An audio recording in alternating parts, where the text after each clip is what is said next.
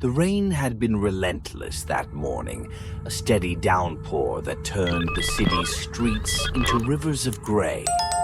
John Miller sat hunched over a mug of cold coffee at a small, greasy diner on the corner of Elm and Fourth, his gaze fixed on the classified section of the newspaper. The paper was thin, wrinkled from the dampness in the air, and most of the ads were for dead-end jobs offering little more than minimum wage and no future. But John wasn't in a position to be picky.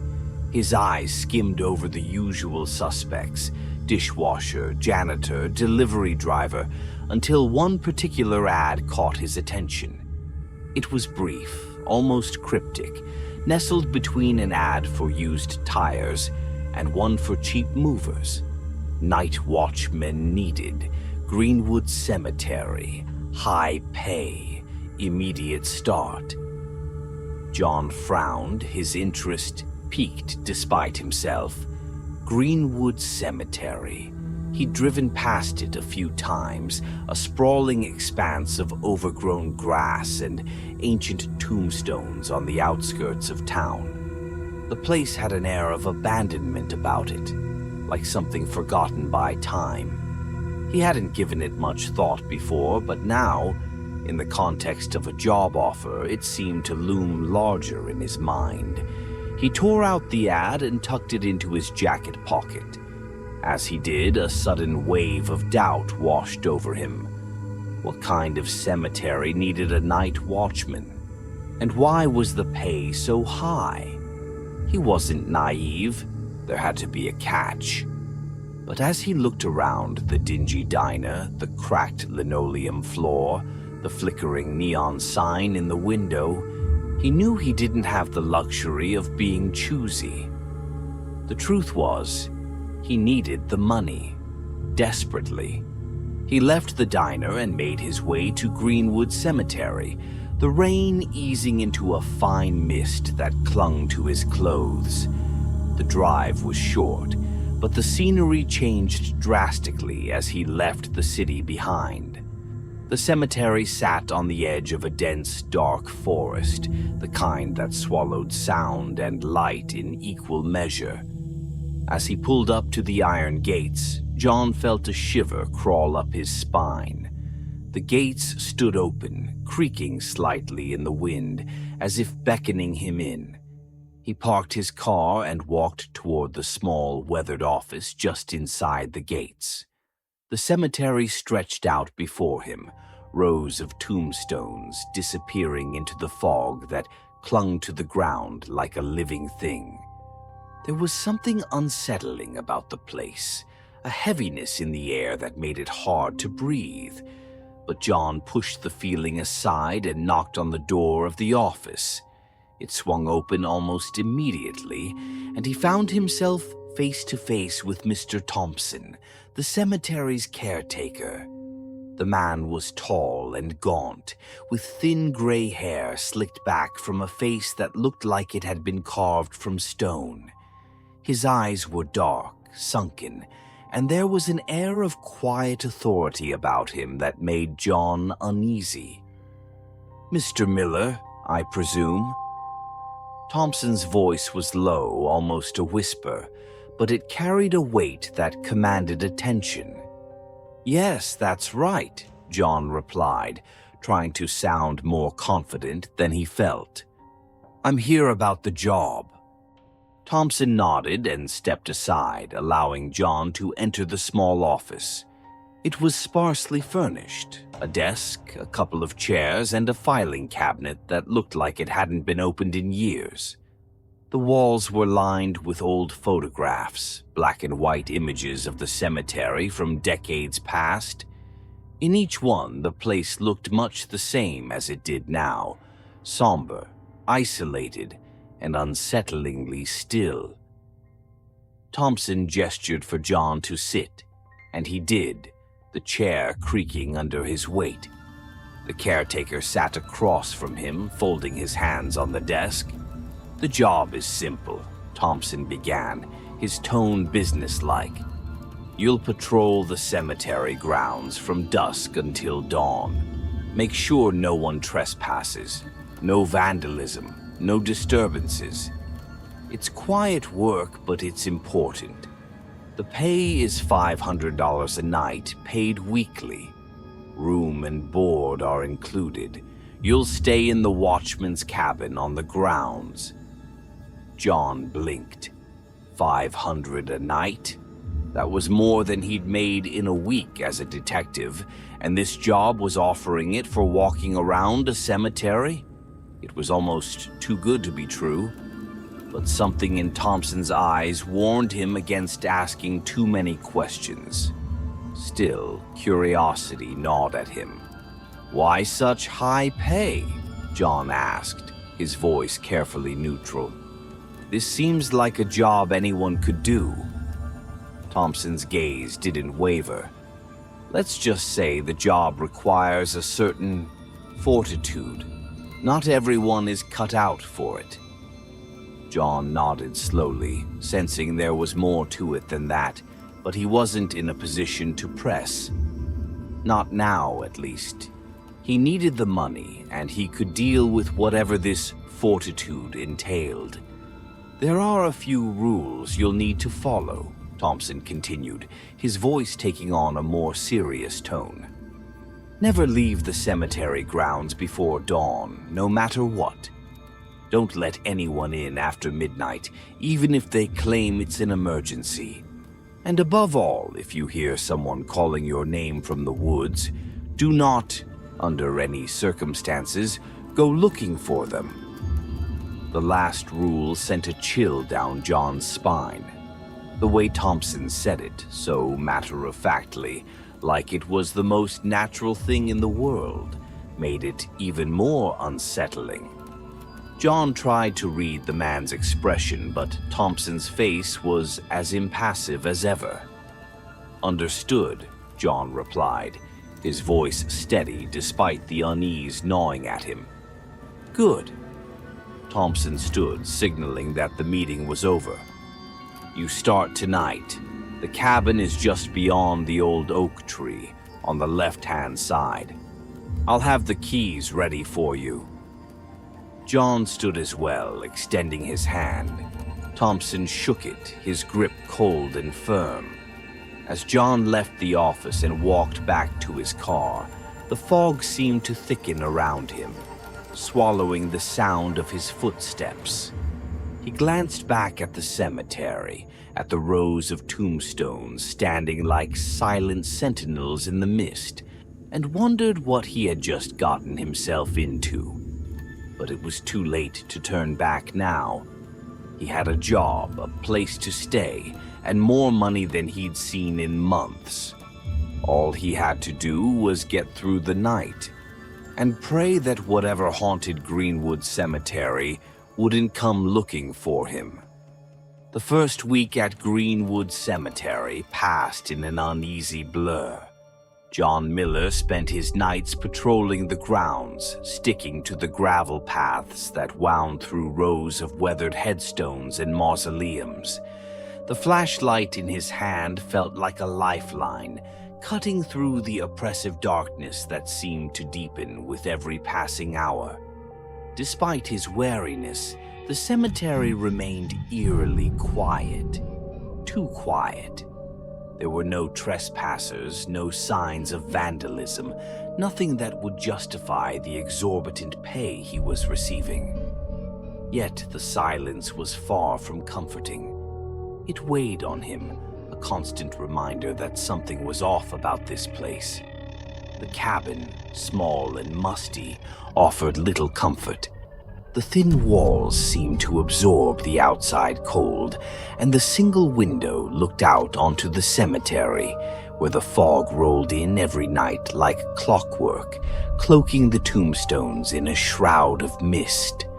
John would often catch himself staring out into the fog, half expecting to see something or someone emerge from the murk. On the 8th night, the fog was thicker than usual, swallowing the cemetery whole. John stepped out of the cabin, pulling his jacket tighter around him as he made his way to the old oak tree that stood like a sentinel at the heart of the cemetery. His flashlight beam bounced off the dense mist, revealing little more than shifting shadows. As he rounded the oak, a faint sound reached his ears, a soft, almost inaudible sobbing. John froze, his instincts as a former detective kicking in. The sound seemed to come from the cemetery gate, the only entrance and exit to the grounds. Heart pounding, he followed the sound, his steps cautious but determined. The sobbing grew louder as he approached the gate, and then he saw her, a woman dressed in black, standing just beyond the wrought iron bars. Her back was to him, her shoulders shaking with each sob. John's first thought was that she must have lost someone, maybe a recent burial, and she'd come in the middle of the night to grieve in peace. But something about the way she stood, so still except for her shuddering breaths, struck him as odd. "Ma'am," John called out, stopping a few feet from the gate. "The cemetery's closed for the night. You shouldn't be here." The woman didn't turn around. She continued to cry softly, her head bowed as if in prayer. John felt a chill crawl up his spine, but he pushed it aside. He stepped closer, his flashlight illuminating the veil that covered her head and face. "I'm sorry, but you'll have to come back during the day," John said, his voice firmer now. "I can't let you in." At that, the woman finally moved. She lifted her head slightly, enough for John to catch a glimpse of pale skin beneath the veil. "Please," she whispered, her voice tremulous and filled with sorrow. "I need to see him. Just one last time." The desperation in her voice tugged at something inside him. He'd dealt with grief before, seen it in the eyes of countless people, but this was different. There was a darkness here, a depth of despair that seemed to go beyond mere loss.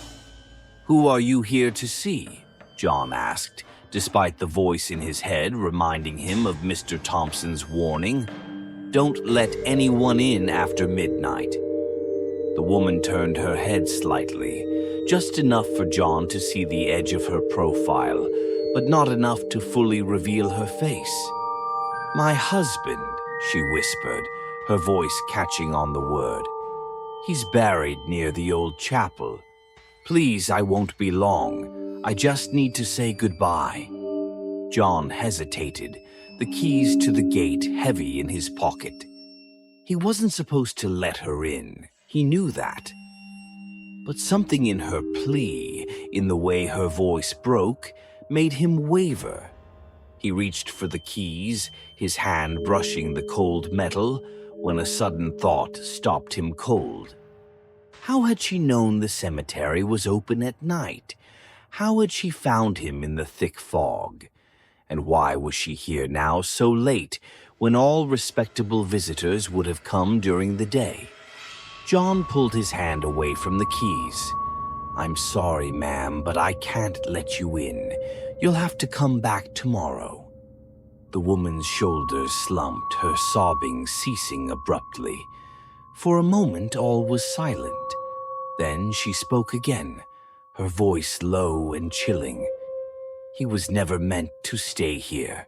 They took him, and I need him back. Please, don't leave him here." John took a step back, the hair on the back of his neck standing on end.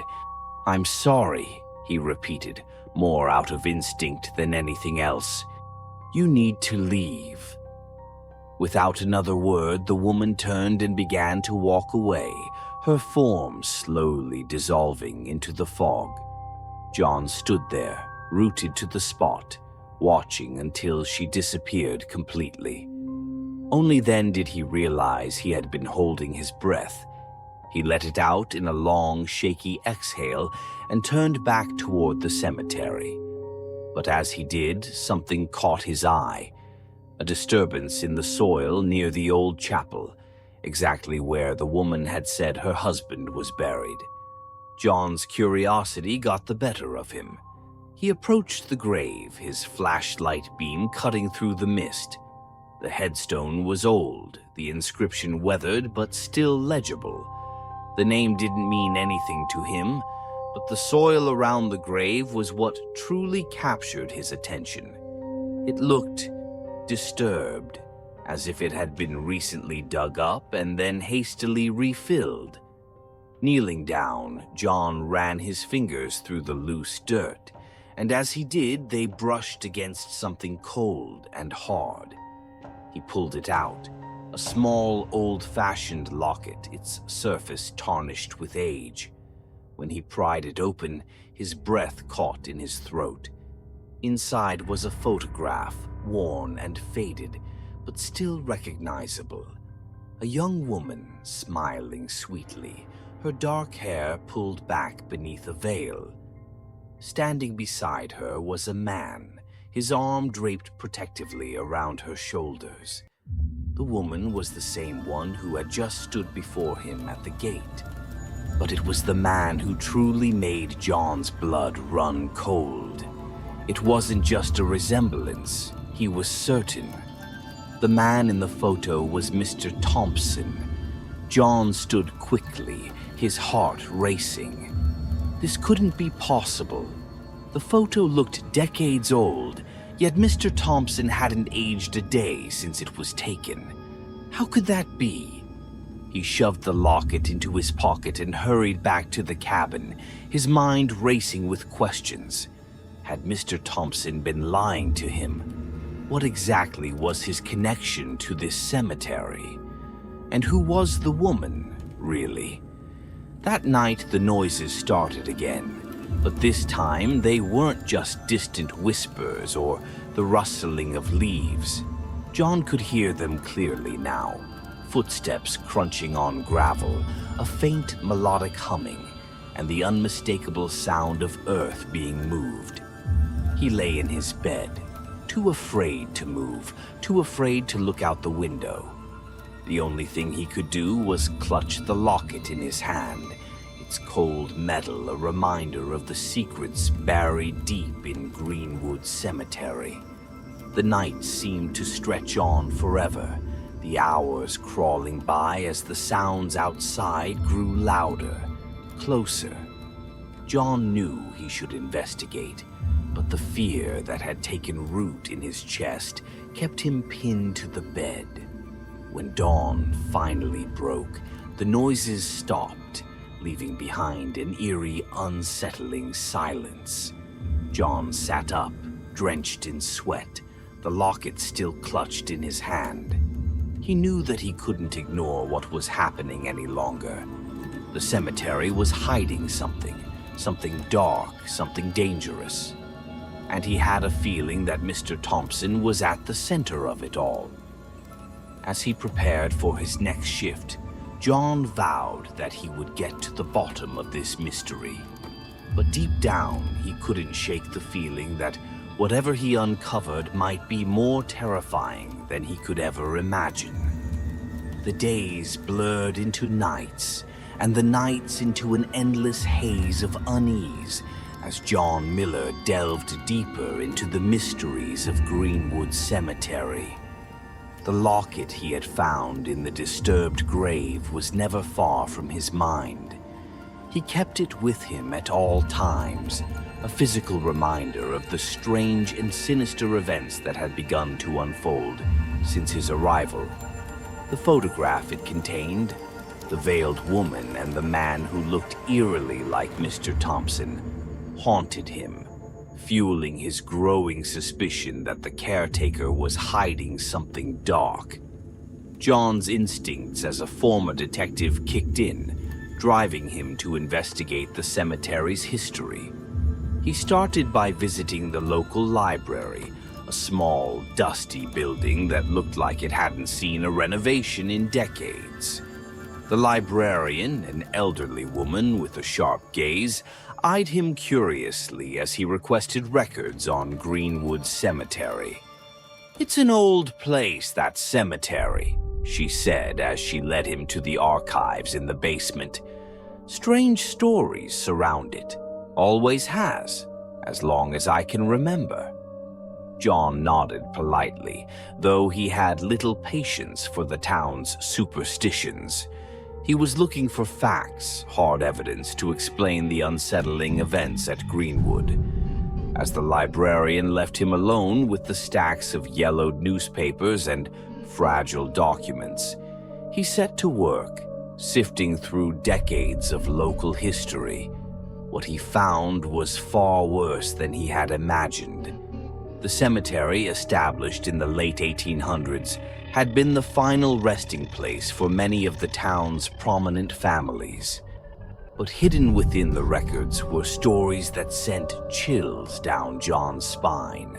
Reports of mysterious deaths, missing persons, and unexplained disturbances were scattered throughout the archives, each one tied to the cemetery in some way. One article from 1903 caught his eye. "Grave robbery or something worse. Bodies disappear from Greenwood Cemetery." The report detailed how several graves had been found empty, the coffins pried open, and the bodies missing. The town was in an uproar, demanding answers, but none were ever found. The authorities had closed the investigation, labeling it the work of grave robbers, though no one was ever caught.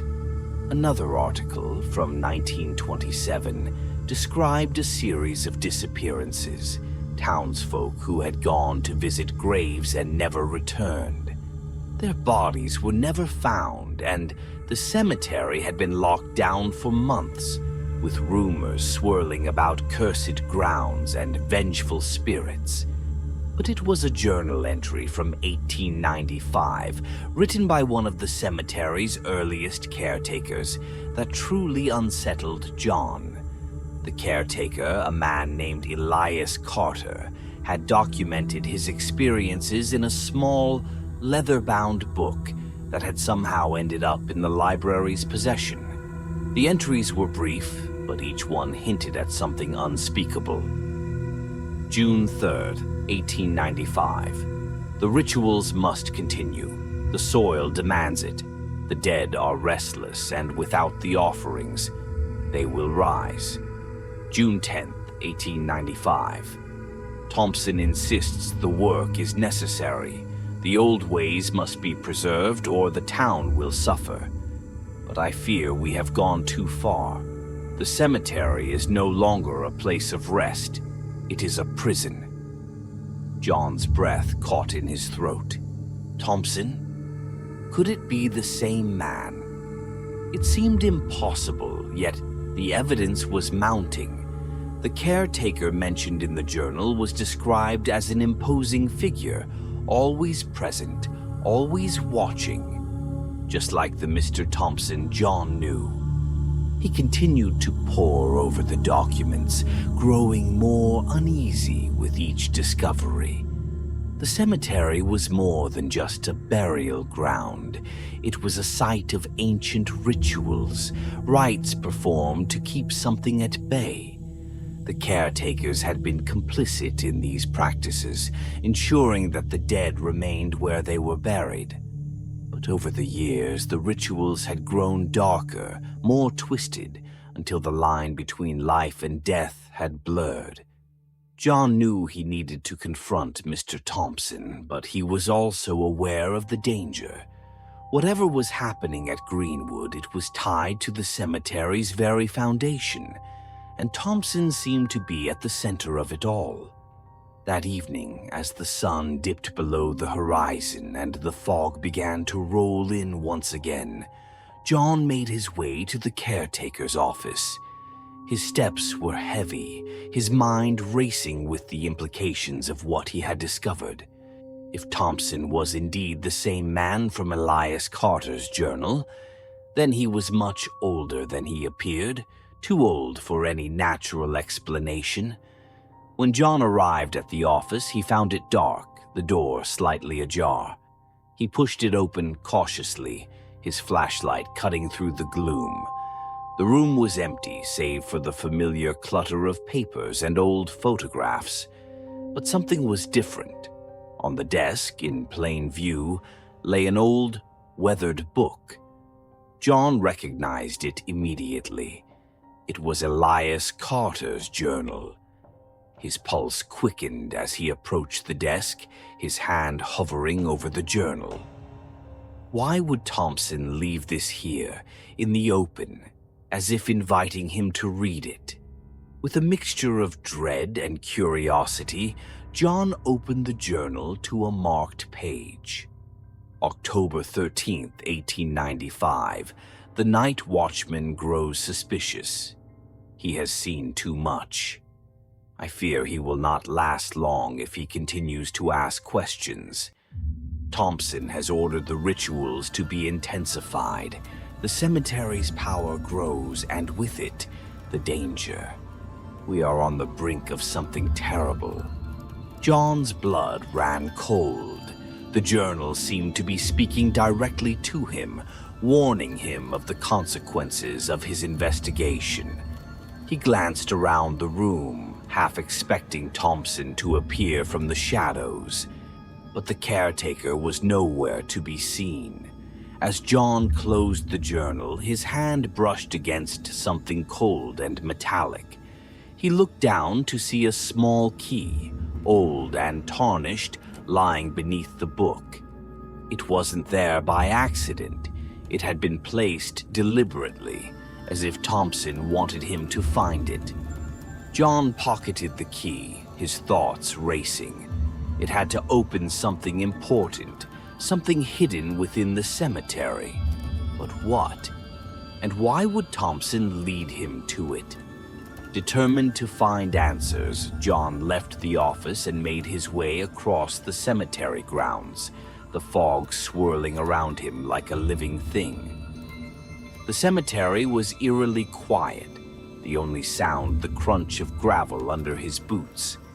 He followed the paths, his flashlight flickering as he passed rows of headstones, until he found himself standing before the old chapel. The chapel was a relic, its stone walls cracked and overgrown with ivy. It had been abandoned for decades, its doors locked and its windows boarded up. But John had a feeling that whatever Thompson was hiding, it was in there. He approached the chapel door and tried the key. It slid into the lock with surprising ease, and with a creak that echoed through the night, the door swung open. The air inside was stale, thick with the scent of decay. John hesitated for only a moment before stepping inside, his flashlight casting long shadows across the stone floor. The chapel was small, with a single aisle leading to a crumbling altar. The pews were covered in dust, and the stained glass windows were cracked, their colors dulled by time. But what drew John's attention was the trapdoor in the floor, partially concealed by a threadbare rug. His heart pounded as he moved the rug aside, revealing the trapdoor in its entirety. It was made of old, rotting wood, with a heavy iron ring set into it. The key fit perfectly into the rusted lock, and with a grunt of effort, John pulled the door open. A set of stone steps descended into darkness, the air growing colder with each step. John hesitated at the top, his breath fogging in the chill air. Whatever was down there, it was something Thompson had gone to great lengths to keep hidden. But John had come too far to turn back now. He descended the steps, the darkness closing in around him as the trapdoor creaked shut above him. His flashlight flickered, casting eerie shadows on the walls as he made his way down the narrow passage. The steps ended in a small underground chamber. The walls were lined with strange symbols, carved deep into the stone, their meaning lost to time. In the center of the room stood an altar, much like the one above, but this one was adorned with bones. Human bones, carefully arranged in intricate patterns. John's stomach churned at the sight, but he forced himself to move closer. Something was glinting on the altar, half buried in the pile of bones. He reached out, his fingers closing around a small, cold object.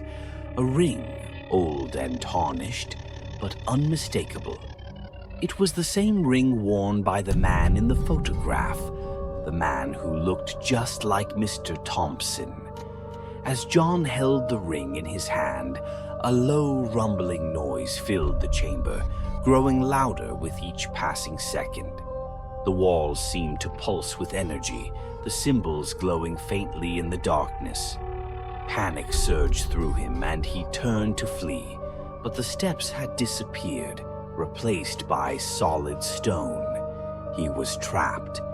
The ground beneath his feet trembled, and the altar began to sink into the floor, revealing a dark, gaping hole. From the depths, a figure began to rise, a tall, gaunt figure with eyes that glowed like embers in the darkness. It was Thompson, but it wasn't.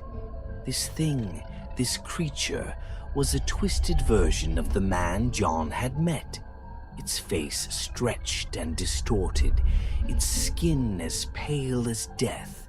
It stepped forward, its eyes locked on John, and the air grew thick with the stench of decay. "You shouldn't have come here, John," the creature rasped, its voice a horrible echo of Thompson's. "You've seen too much, but it's too late now. The cemetery demands a sacrifice, and you, John Miller, will take my place." Before John could react, the creature lunged at him, its skeletal hands outstretched. He stumbled back and run. The night had fallen heavy and oppressive over Greenwood Cemetery, suffocating the last traces of daylight. The fog, thick and impenetrable, clung to the ground like a shroud, creeping over the tombstones and winding through the trees like silent fingers. The wind whispered through the branches, carrying with it a faint, mournful wail that sent chills down John Miller's spine. He stood at the entrance of the old chapel, his breath fogging in the cold air. The key to the trapdoor felt like a lead weight in his pocket, and the memories of what he had discovered beneath the earth haunted his every thought. The ring, the bones, the twisted figure of Thompson. It all played over and over in his mind, a relentless nightmare from which he couldn't wake. But tonight would be different. Tonight, John wasn't just a night watchman. He was a man on a mission. He had seen too much, learned too much, to simply walk away. The cemetery had its claws deep in him, and there was no turning back now. The horrors he had uncovered could not be left buried. Something had to be done. The cycle had to end, and John knew that only he could stop it. He tightened his grip on the flashlight, his knuckles white, and took a deep breath. The air was thick with the scent of damp earth and decay, the smell of something ancient and malevolent lying just beneath the surface. As he stepped forward, the cemetery seemed to come alive around him, the ground shifting underfoot, the tombstones leaning in as if to whisper secrets long forgotten. John made his way to the chapel door, the creak of the old wood echoing through the night as he pushed it open. Inside, the shadows seemed to pulse with a life of their own, dark and foreboding. The trapdoor lay in the center of the floor, a gaping maw waiting to swallow him whole. He hesitated for just a moment, the weight of what he was about to do pressing down on him before he forced himself to move. The trapdoor swung open with a groan, and the stone steps leading down into the earth beckoned him once again. He descended into the darkness, the cold air wrapping around him like a vice. The passage seemed longer this time, the walls closing in, the ceiling pressing down as if the very earth was trying to crush him. When he finally reached the bottom, the chamber was just as he remembered, small, dark, and filled with the bones of the long dead. But there was something different now, something he hadn't noticed before. The symbols carved into the walls were glowing faintly, pulsing with a sickly greenish light that seemed to throb in time with his own heartbeat. The altar stood in the center of the room, the bones carefully arranged in patterns that spoke of rituals too dark to comprehend. But the ring was gone, and so was Thompson. John's breath caught in his throat as he realized what that meant.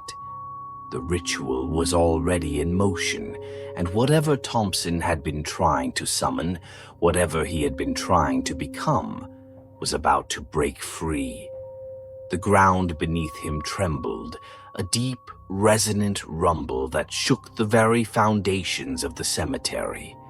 Dust rained down from the ceiling, and the walls seemed to pulse with energy, the symbols glowing brighter, casting eerie shadows that danced across the stone.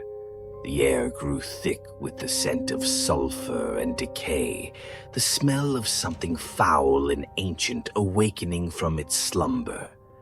And then he heard it.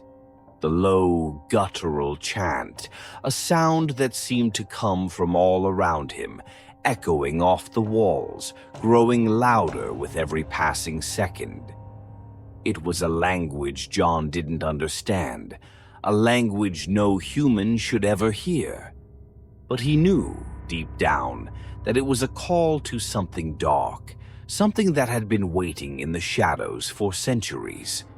He turned, his flashlight beam cutting through the darkness, and there, at the far end of the chamber, stood the figure of Thompson. But it was no longer the man he had known. The thing that stood before him was twisted and grotesque, its body elongated, its skin stretched thin over bones that jutted out at odd angles. Its eyes, once human, now glowed with a sickly green light, and its mouth was twisted into a grotesque grin.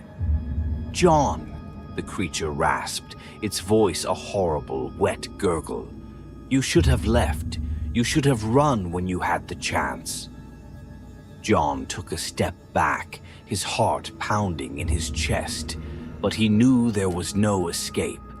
The trap door had sealed itself shut the moment he entered, and the only way out was through whatever this thing had become.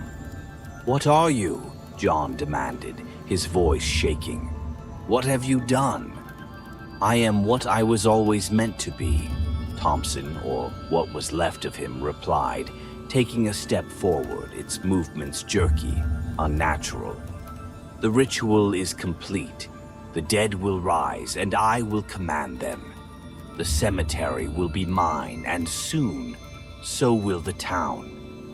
You cannot stop what is already in motion." John's mind raced, trying to find a way out, a way to stop this nightmare before it was too late. His eyes darted to the symbols on the walls, the glowing patterns that seemed to hold the key to the ritual's power. He knew what he had to do, but the thought of it made his blood run cold. He had to destroy the chamber, destroy the symbols, the altar, everything. But how? The walls were solid stone, and the bones were too numerous to move. The only way he could think of was to collapse the chamber itself, to bury it all under tons of earth and rock. But that would mean burying himself with it. Thompson seemed to sense his plan, its grotesque grin widening. "You won't do it, John. You're too afraid to die. You're too afraid to face the darkness." But John wasn't listening.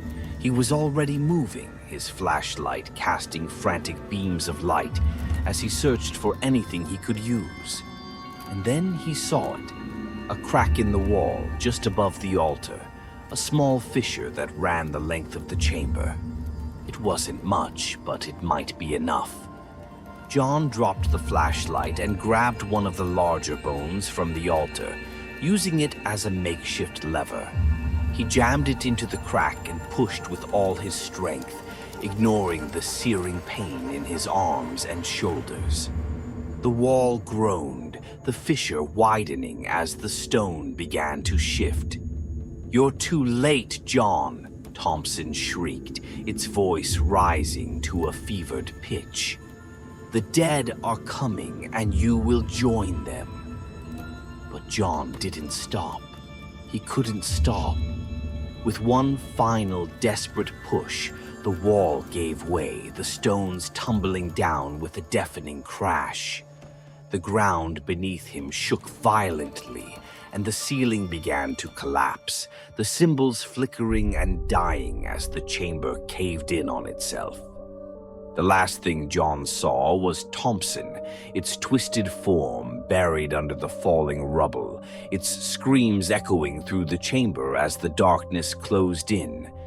And then there was silence. For a moment, John thought it was over, that he had succeeded.